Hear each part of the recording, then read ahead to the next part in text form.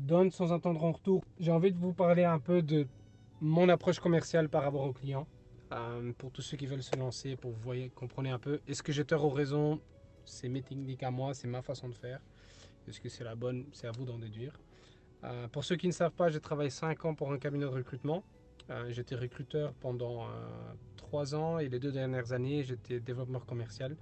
Donc mon rôle en gros, c'était d'aller chercher de nouveaux clients ou de développer des clients qui étaient morts dans la base de données et de créer des vrais partenariats.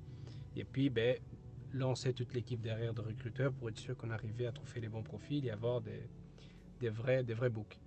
Ça s'est plutôt bien passé. Je pense que les retours étaient très positifs.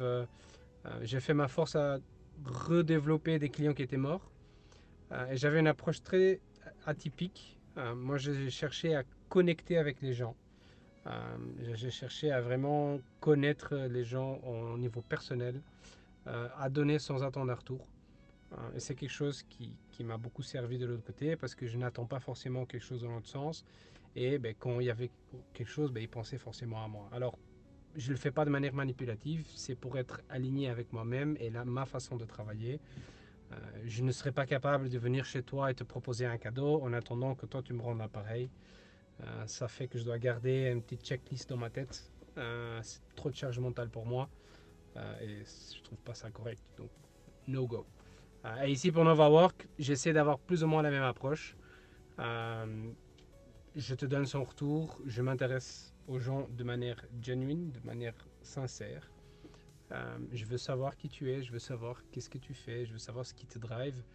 Euh, Est-ce qu'on va être d'accord ou en désaccord avec certains points? Certes, je ne vais pas imposer ma façon de faire ou ma façon de voir. Et je ne vais pas non plus imposer le fait qu'on puisse ou pas travailler ensemble. Un bête exemple, aujourd'hui, j'ai été manger ici avec quelqu'un. On a passé 2 heures, on a discuté, on a appris à se connaître. Quelqu'un de très intéressant avec un regard très intense. Quelqu'un qui a fait beaucoup de travail énergétique, qui est très centré sur elle-même. D'ailleurs, si tu vois cette vidéo, franchement, chapeau. Elle a réussi à me déstabiliser avec sa zénitude et donc ça m'a remis en question. Et donc ça, c'était très très chouette.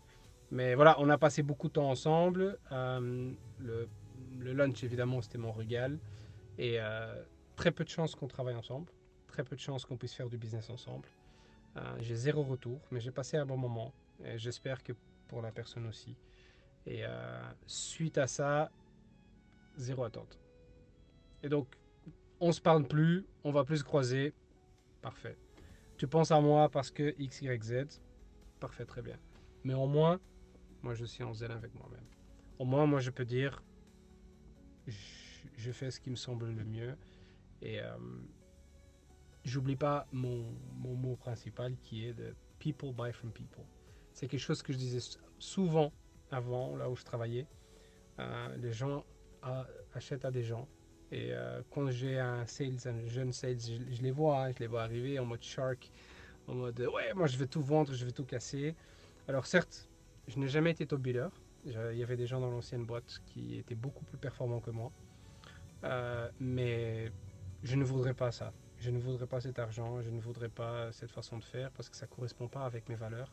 Ça ne veut pas dire que les leurs sont pas bien, ça veut dire que les miennes ne sont pas en alignement avec ça. Et il n'y a pas assez d'argent dans le monde pour payer le manque de sommeil par manque de conscience. Et donc je préfère faire moins, mais plus intense et plus centré sur moi-même que plus sur beaucoup moins. Donc je vous fais un peu le récap. Si je peux donner un seul conseil à tous ceux qui se lancent, et c'est quelque chose que j'applique, après vous allez voir si c'est un échec ou un succès au fil des années. Mais s'il y a un truc que moi je peux conseiller, c'est donner sans attendre en retour. Et ça s'applique au niveau personnel, ça s'applique au niveau professionnel, amical, peu importe. Les frustrations naissent à partir du moment où il y a des attentes et c'est extrêmement injuste de recevoir quelque chose de quelqu'un et savoir que la personne attend quelque chose de notre part. Alors pourquoi est-ce qu'on accepte les cadeaux? Alors autant refuser les cadeaux. Si tu donnes, c'est parce que ça te fait plaisir et par cette raison même, c'est pour ça que tu le fais. Donc, stay tuned.